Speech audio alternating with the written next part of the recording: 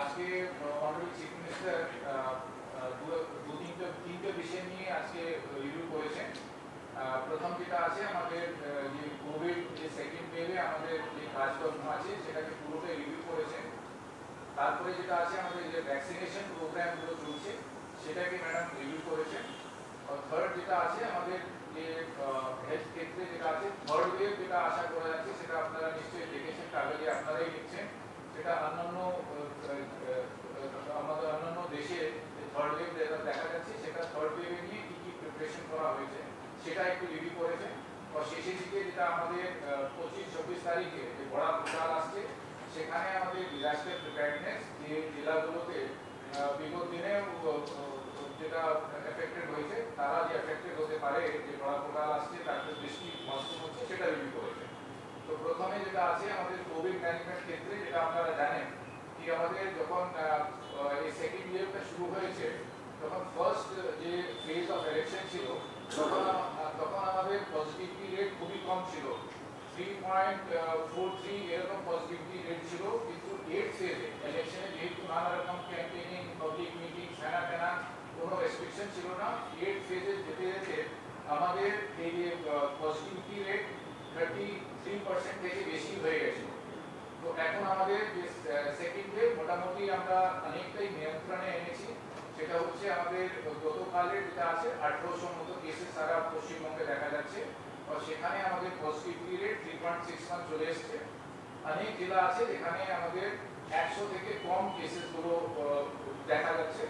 সেখানে আমাদের honourable CM এর নির্দেশ মতো আমাদের containment zone, micro containment zone যে জেলাতে যে এলাকাতে বেসিক্যালি গঞ্জ এলাকা আর আরবান এরিয়াগুলোতে যেখানে গঞ্জের আশেপাশে যে এলাকাগুলো আছে সেখানে এখন কোভিড কেসেসগুলো দেখা যাচ্ছে। 250 থেকে বেশি মাইক্রো কন্টেইনমেন্ট বা কন্টেইনমেন্ট জোন করা হয়েছে। বেসিক্যালি যেখান থেকে হয়েছে যেখান থেকে কেসেসগুলো আছে সেটাকে বিভিন্ন রেস্ট্রিকশনের মধ্যে যেরকম কন্টেইনমেন্ট জোন করা হয়েছে সেটা। তো সেটাই ম্যাডাম আজকে রিভিউ করেছেন কি কত এফেক্টিভ হচ্ছে কন্টেইনমেন্ট জোন। তারপরে অনারেবল সিএম একটা নির্দেশ দিয়েছিলেন যে কন্টেইনমেন্ট জোন মধ্যে আমাদের অন্যান্য যে ক্যাটাগরিজগুলো যেটা সুপার স্প্রেডার করা হয় সেগুলো ক্যাটাগরিজ করা হয়েছিল তাদেরকে ভ্যাকসিনেশন করা, ধরুন ট্রান্সপোর্ট ওয়ার্কার্স আপনারা আছেন, তারপরে আছে ভেন্ডার্সগুলো আছে, হকার্সগুলো আছে, যারা সবজি যারা ভেন্ডার্সগুলো আছে, যারা স্লাম ডুয়েলার্স আছে এদেরকে হকার্সগুলো এইসবগুলো যে সুপার স্প্রেডার মধ্যে আছে, হেলথ ওয়ার্কার আছে, তাদের ফ্যামিলিজগুলো আছে, এইসব বিভিন্ন যে ক্যাটাগরিজগুলোকে সুপার স্প্রেডার করা হয়েছে। তার সঙ্গে ম্যাডাম বলেছে যে কন্টেইনমেন্ট জোন যেটা আছে কন্টেইনমেন্ট জোন মধ্যেও কিন্তু ভ্যাকসিনেশন করে দিয়ে যেহেতু ওখানে স্প্রেড হচ্ছে সেখানে 5টা থেকে 10টা হবে, 10টা থেকে 20 জন হবে, তো সেটা না হয় সেখানেও একটা ভ্যাকসিনেশন করা সেটা ম্যাডাম রিভিউ করেছেন। এখানে আমাদের মাননীয় অ্যাডমিনিস্ট্রেটর আছেন ক্যালকাটা মিউনিসিপাল কর্পোরেশনে, অন্যান্য সিনিয়র অফিসার আছেন, ডিস্ট্রিক্ট ম্যাজিস্ট্রেটরা ছিলেন, সিপি এসপিরা ছিলেন, তার সঙ্গে সিএমএসরা ছিলেন, এক্সিকিউটিভ ইঞ্জিনিয়ার ছিলেন, তারা ভার্চুয়ালি জয়েন করেছেন। আর আমাদের বিভিন্ন জেলাতে যেটা আমরা সিনিয়র অফিসার যাদেরকে পোস্ট করা হয়েছে তারা কোভিড অবজারভার হিসাবে তারা কোভিড অবজারভার ভার্চুয়ালি জয়েন করেছেন মিটিংয়ে। তো সেটা রিভিউ করা হয়েছে আর যে জেলাতে বেশি আছে তাদেরকে সেরকম নির্দেশ দেওয়া হয়েছে।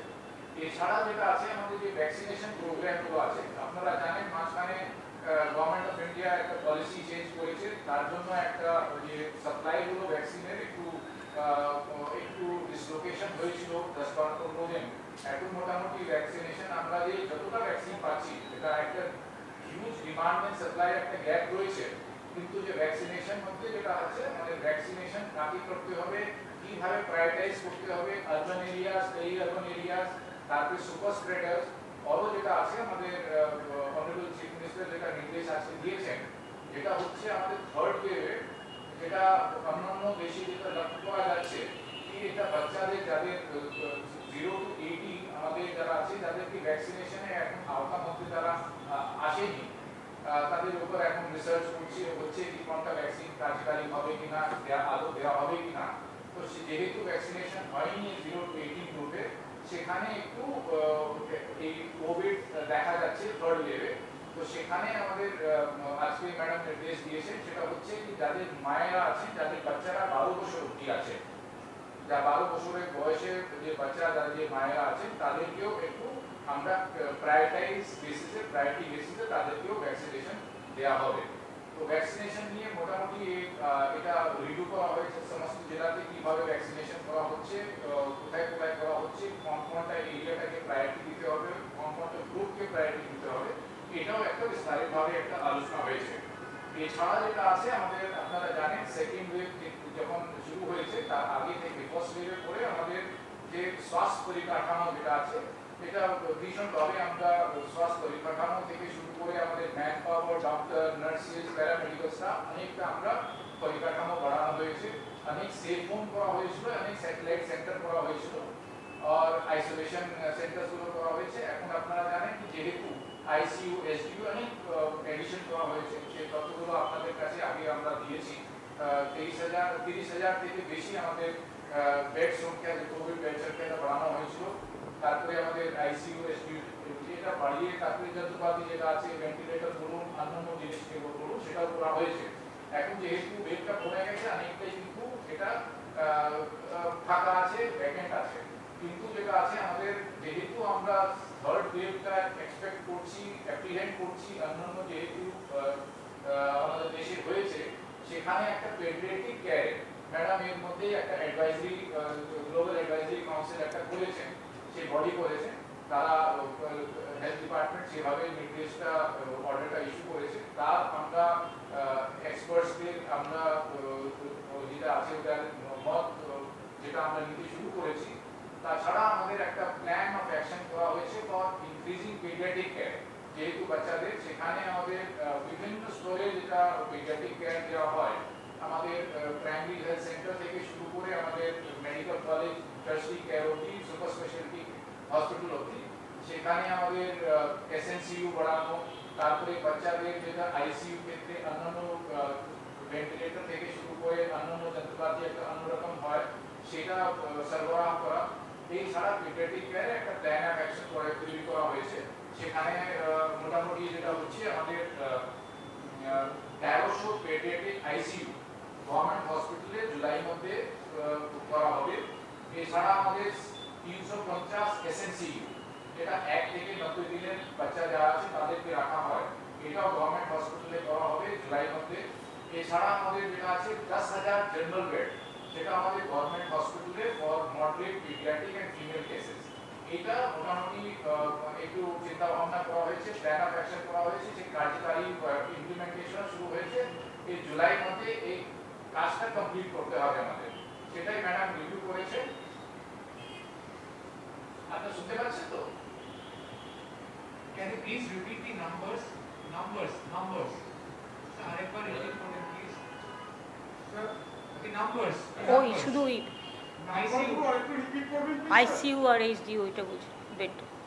SNCU general bed নাম্বারটা একটু রিপিট করুন। যেটা প্রভিশন ফর 1300 একটা আছে, যেটা আমাদের, যেটা আমি আগে বললাম, আমাদের 1300 পেডিয়াট্রিক আইসিইউ, সেটা গভর্নমেন্ট হসপিটালে জুলাই 2021 অবধি করা হবে। অন্যান্য জিনিস আপনারা পলিটিক্যালে হেলথ সেক্রেটারি কাছ থেকে নিয়ে নিতে পারেন। সেটা তারপরে যেটা আছে আমাদের ফিমেল বেডস বা পেডিয়াট্রিক বেডস, যেটা বাড়ানো হবে। এছাড়া যেটা আছে ম্যাডাম আজকে আলাদাভাবে যেটা বলেছেন, যেটা আপনারা জানেন কি সেকেন্ড ফেজে অক্সিজেনের ডিমান্ডটা অনেকটা বেড়েছে, তো দেখা গেছে। তারপরে সেটা আছে আমাদের অক্সিজেনের যে সরবরাহ, অক্সিজেন অ্যাভেলেবিলিটি, তার পুরো ইনফ্রাস্ট্রাকচারটা একটা নতুনভাবে একটা প্ল্যান অফ অ্যাকশন করা হয়েছে, সেটা অলরেডি ইমপ্লিমেন্ট করছে। সেটাও একটা রিভিউ করেছেন কি বিভিন্ন স্তরে, কোন স্তরে এটা আছে, যেখানে এলএমও প্ল্যান্ট হবে, সেখানে পিএসএ প্ল্যান্ট হবে, কোথায় পাইপ অক্সিজেন সাপ্লাই ওটা হবে, অন্যান্য যে জিনিসগুলো আছে অক্সিজেন কনসেন্ট্রেটর কোথায় কোথায় দেওয়া হবে, এই জিনিসগুলো ম্যাডাম রিভিউ করেছেন। তো এটা মোটামুটি health and Covid related review করা হয়েছে। এছাড়া যেটা আছে, যেটা শেষের দিকে যেটা আছে আমাদের 25-26 তারিখে যেটা বড় পোর্টাল আসছে, সেখানে যেহেতু বৃষ্টি এবার বেশি হয়েছে একটা পিরিয়ডে, তো সেখানে আমাদের নদীগুলো যেটা আছে এমনি ভর্তি আছে। তারপরে যেটা বড় পোর্টাল বলে ওখানে আমাদের যে ডিজাস্টার প্রিপেয়ারনেস গুলো আছে জেলা স্তরে, সেখানে পুরো ম্যাডাম রিভিউ করেছে। তারপরে যেটা আছে নির্দেশ দিয়েছেন ওখানে সমস্ত যে ভালনারেবল পয়েন্টস গুলো আছে সেখানে কুইক রেসপন্স টিম করা, 24/7 কন্ট্রোল রুম খোলা। তারপরে যেটা আছে বিভিন্ন যে ইরিগেশন থাকে, স্যান্ড ব্যাগ, অন্যান্য জিনিসগুলো থাকে, সেটাকে মজুত করা। তারপরে রিলিফ ম্যাটেরিয়ালসগুলো যেটা আছে, বিভিন্ন রিলিফ ম্যাটেরিয়ালসগুলো সেটা মানুষের কাছে পৌঁছে দেওয়া।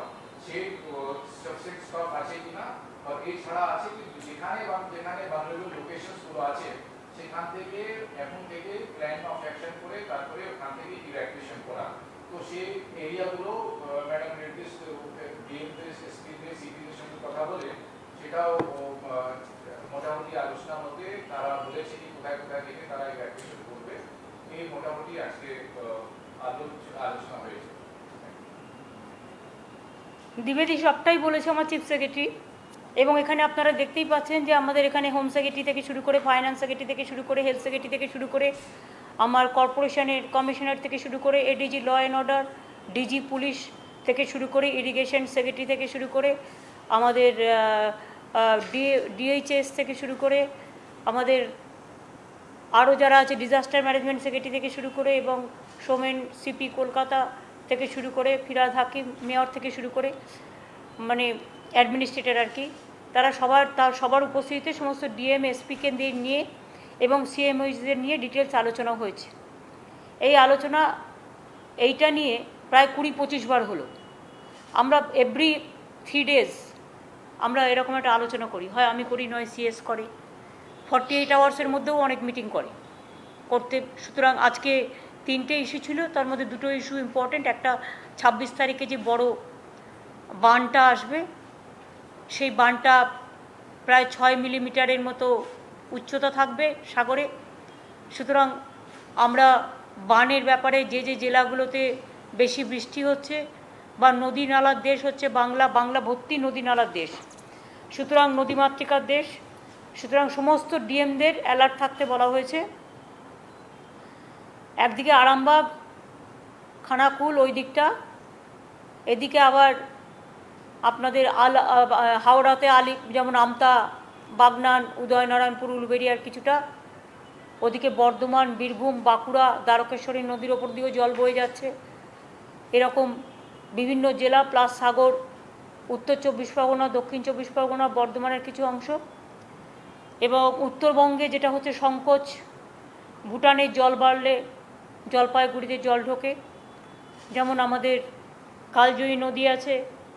তাছাড়া আমাদের বিহারে, ঝাড়খণ্ডে জল জমলে ওটাও বাংলায় এসে জমে, মেদিনীপুর পশ্চিম থেকে শুরু করে পুরোটাই হাওড়া হুগলি সমস্ত ডুবিয়ে দেয়, কারণ বাংলাটা প্রায় নৌকার মতো।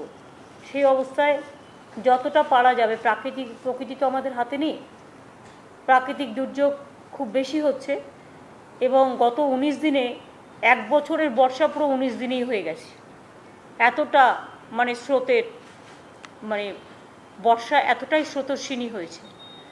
এই অবস্থায় তবু আমরা ট্যাকেল করে যাচ্ছি, এবং অফিসাররাও করছেন, স্থানীয় মানুষও করছেন, তাদেরও কষ্ট হচ্ছে। এই অবস্থায় একটা 25, 26, 24 থেকে একটা একটা রেড অ্যালার্ট তো আছেই। 24x7 irrigation department with disaster department তারা প্রত্যেকে সর্বক্ষণের জন্য ওয়াচ রাখবেন।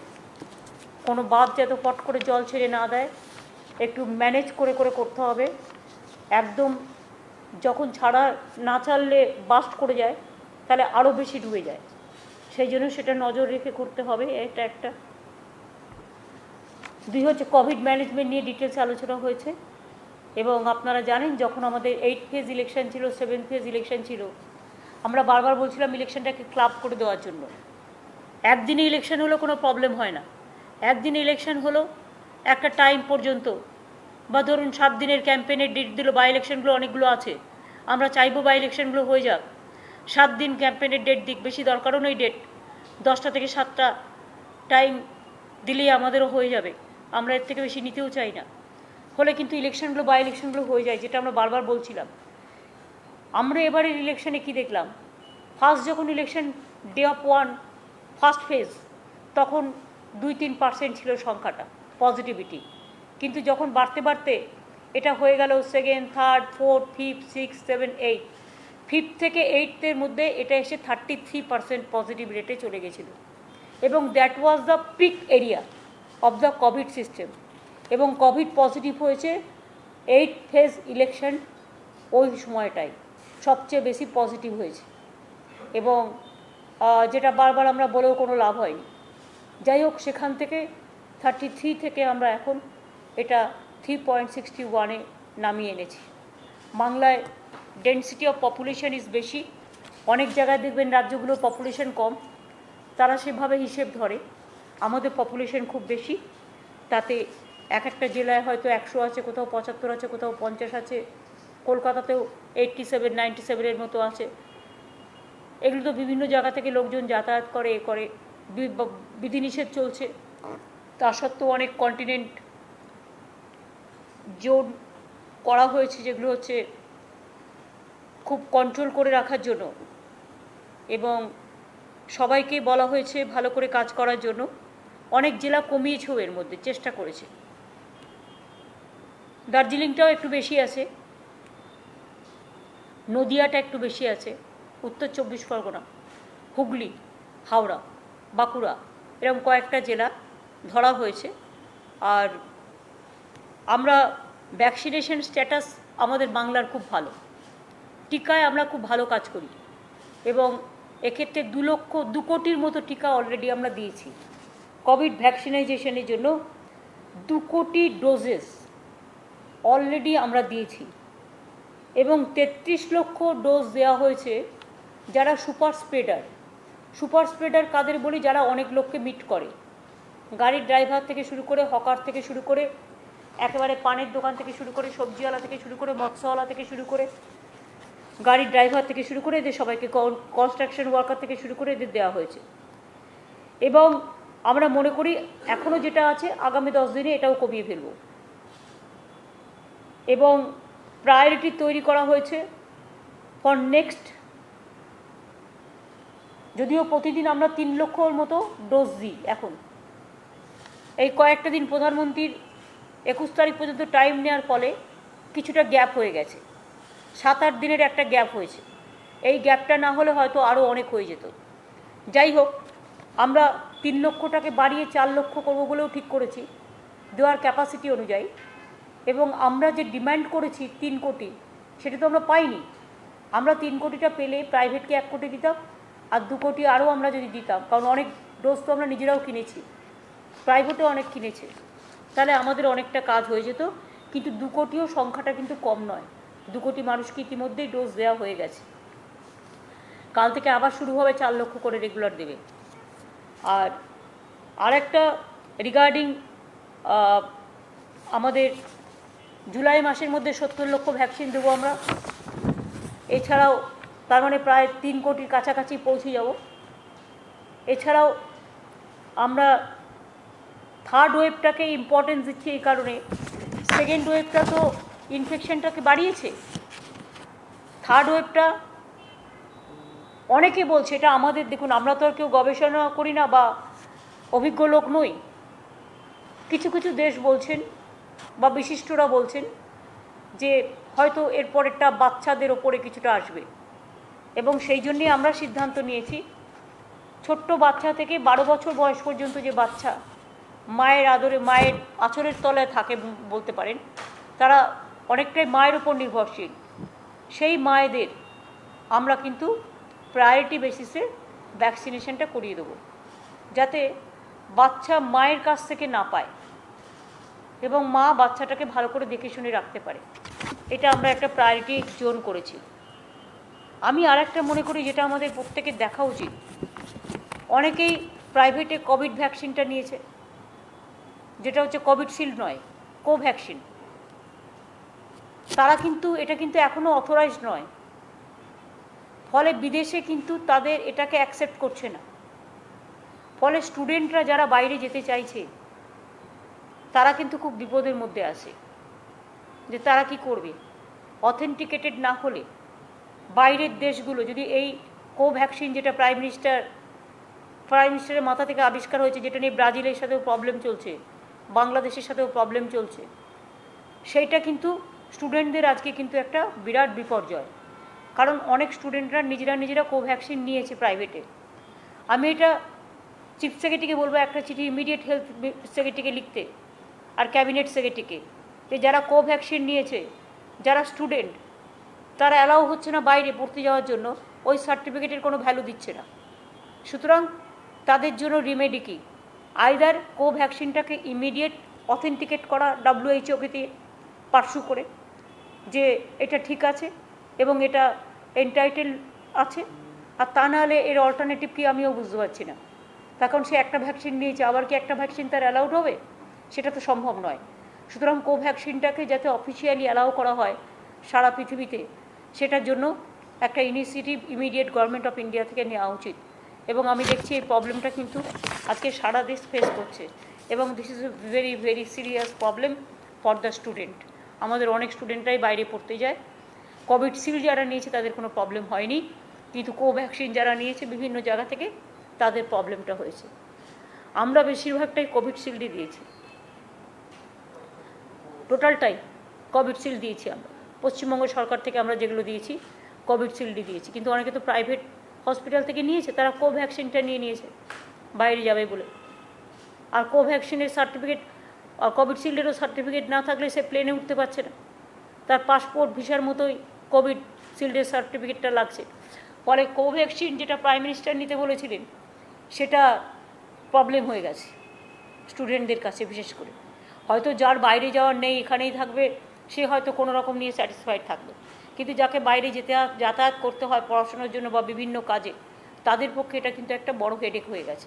এই হেডেকটা সলভ করবার জন্য আমি সেন্ট্রাল গভর্নমেন্টকে ইমিডিয়েট রিকোয়েস্ট করি, এটা আমার নামেও দরকার হলে একটা চিঠি তৈরি করে দিতে পারো ইমিডিয়েট। এই পর্যন্ত। বাদবাকি আর কি আছে?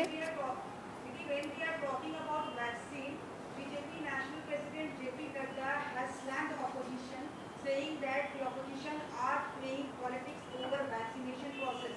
Now what happened to them? They themselves are taking vaccine. So how do you reply to this? I don't understand why Nadda is saying like this.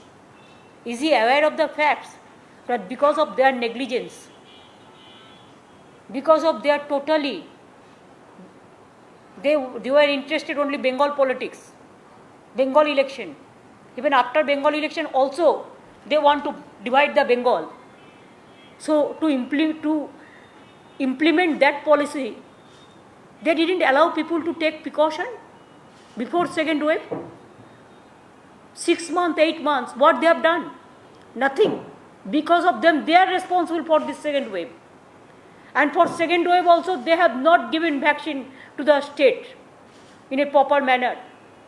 Distribution system was totally, absolutely wrong. There are some BJP states, they gave good vaccine. The party office is distributing some vaccines in Gujarat, but the others are not. What they have given? Now also they said from 21st. Means when Prime Minister addressed the nation, the 15 days already lost. Can you imagine then who is responsible? Why opposition will play with a disease? I think BJP is the big disease for everybody. They cannot accept the public verdict. They cannot accept the people's agitation. They cannot accept the public demand.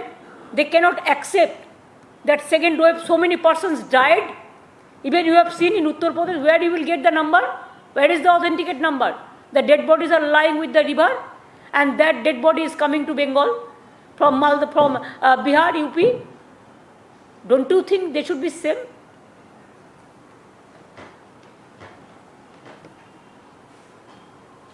Bolo. Ma'am, what happens to the by-elections, ma'am? There are several by-elections due. Has there been any response, any information from the election? We are waiting to see we are waiting to see that it should be as early as possible, because now the COVID situation is totally controlled. So I think within 7 days time they can do the by-election. There is no need for giving so much time for the candidates. Even our by-election is pending, even within out of 294 also 2 by-election, that 2 election is pending in Murshidabad, and now it is about 7. So I think the Bengal, the election, we are waiting for that when election commission I came to know that when Prime Minister will give the instruction, then only they will do the by-election. If it is so, then I will request the Prime Minister clear the by-election. Because now the situation is okay. But if the third wave come, then you cannot do anything. There are talks going rounds in Delhi, and they may be speculative in nature, ma'am. But then they're saying that maybe they want to delay the by-election process. Why? Within 6 months, it is the system. And now when we organize the election, that time the COVID positive rate was 33%. And now it came down to 3.61, and within 10 days it will be 1 or 2. So don't you think that 33% they can organize the election, and only 1 to 3% they cannot organize the election, and it is also only few sporadic area. There is no contiguity. It is only some areas to areas. There also we don't need many time. We will need only small time. Over the former Chief Secretary Ishtu Pendu had said the chapter is completely closed. Now again DOPP has sent a memorandum to the former Chief Secretary. I think he is a competent person. He is an honest officer, bright officer. He worked whole of his life with dedication, determination, devotion. You show me some officers like Alapon Bandyopadhyay. And he is totally authorized to take action as per his convenience. Our government will give full support to him. And central government must know you are victimizing an officer who have lost within these 15-20 days his younger brother, his nephew, his mother. 3 he lost. And this boy is mentally, he is some agony because whole life he worked for the country, and now you are giving this type of befitting reply. But we will not allow this. It is an irresponsible behavior, and we will fight the battle whatever we can.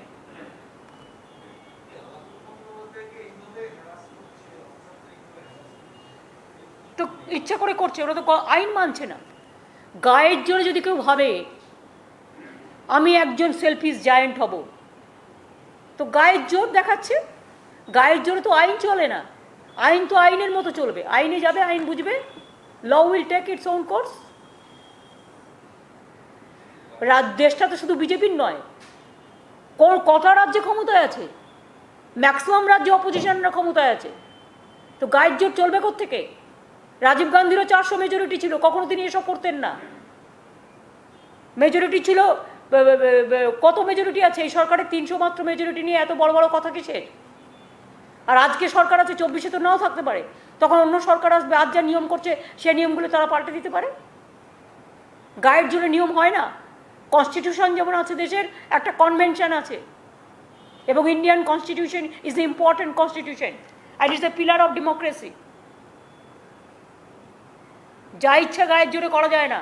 Just হাত তুললো আর voice ভোটে পাশ করে দিল গায়ের জোরে, এটা হয় না। ঠিক আছে, এটা আমি বলেছি অফিসারের নিজের সিদ্ধান্ত, সে যেভাবে বলবে আমরা সেভাবেই তাকে সাহায্য করব। It is his absolutely on decision. এবং all the IAS, IPS officers of this country is giving full solidarity to him. It is not his battle that he is fighting alone. It is the battle of IAS and IPS officers. They are fighting the battle together. And one day they will realize when they will become zero. ঠিক আছে?